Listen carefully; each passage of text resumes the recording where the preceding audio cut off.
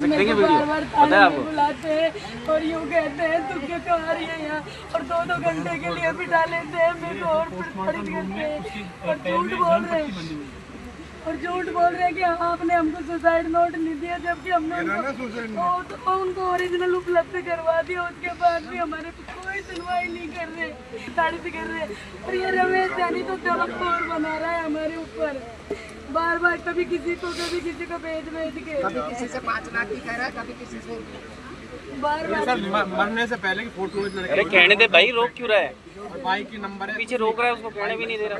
इनके दोस्त वो रोक रहा है ना दूसरा, ये वीडियो में भी दिख रही है। लड़के को बिठा रखा है, रोके मत, वो दिखता है सब बाद में। मोटरसाइकिल का नंबर है, नाबालिग है, मालूम है ना यहाँ पे नंगा करके और इनके यहाँ और इनके गोद के बाल उखड़वाए हैं रमेश से, और रमेश ने वीडियो बनाया है। इनके मुझे वीडियो दिखाओ और ये और चोरी कबूल भी करेंगे।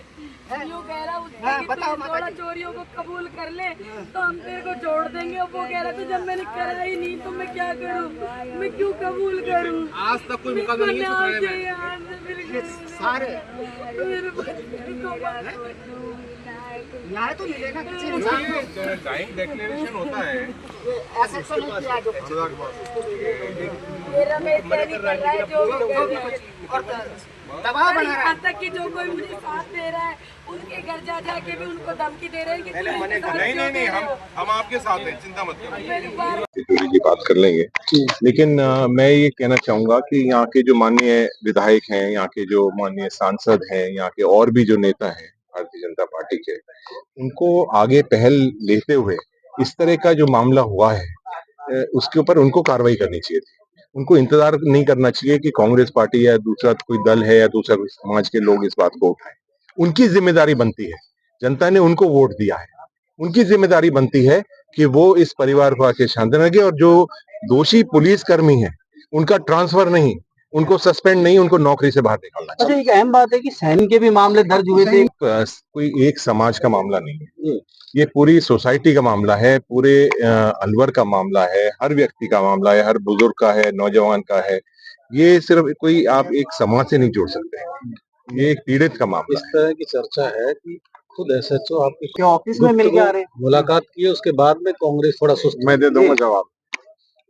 और दूसरी बात, कांग्रेस का ऊपर आरोप लग रहा है कि भाई ले दे के मामले को सल्टा जा रहा है। देखिए, सबसे पहले तो मैं आज सांत्वना प्रकट करने के लिए हमारे माननीय टीकाराम जी जूली साहब, जो हमारे नेता प्रतिपक्ष हैं, इसके साथ साथ हमारे जिलाध्यक्ष जी और सभी हमारे नेतागण आए हैं।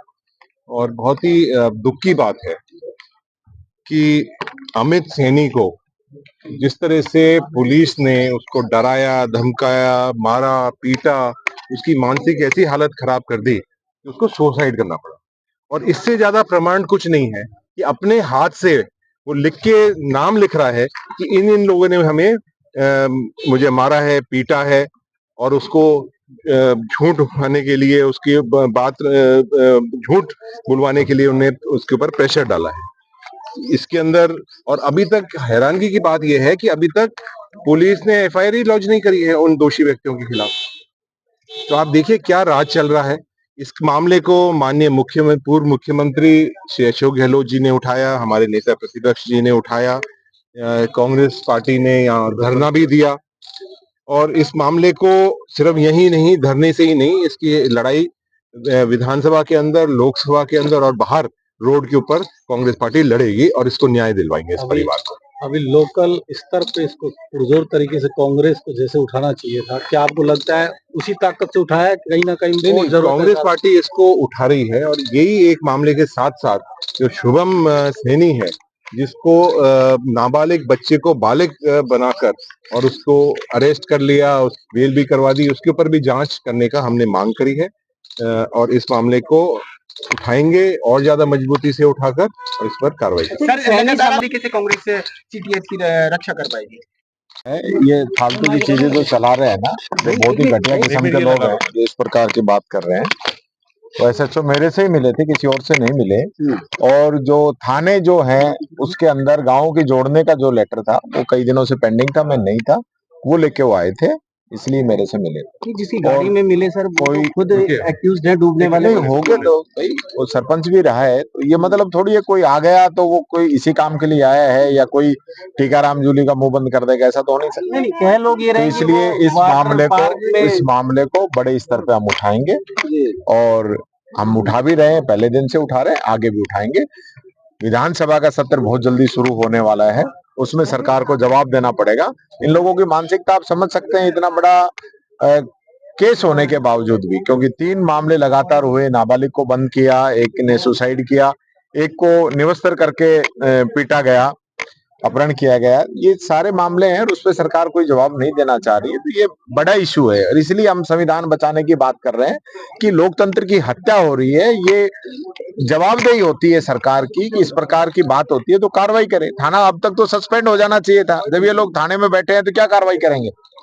जो व्यक्ति खुद ही थाने में बैठे हैं उनके खिलाफ रिपोर्ट दर्ज इसलिए तो नहीं कर रहे वो, और फिर जांच भी वो क्या करेंगे? तो सबसे पहले थाना सस्पेंड हो, उसके बाद पूरी कार्रवाई हो, दूध का दूध पानी का पानी होना चाहिए।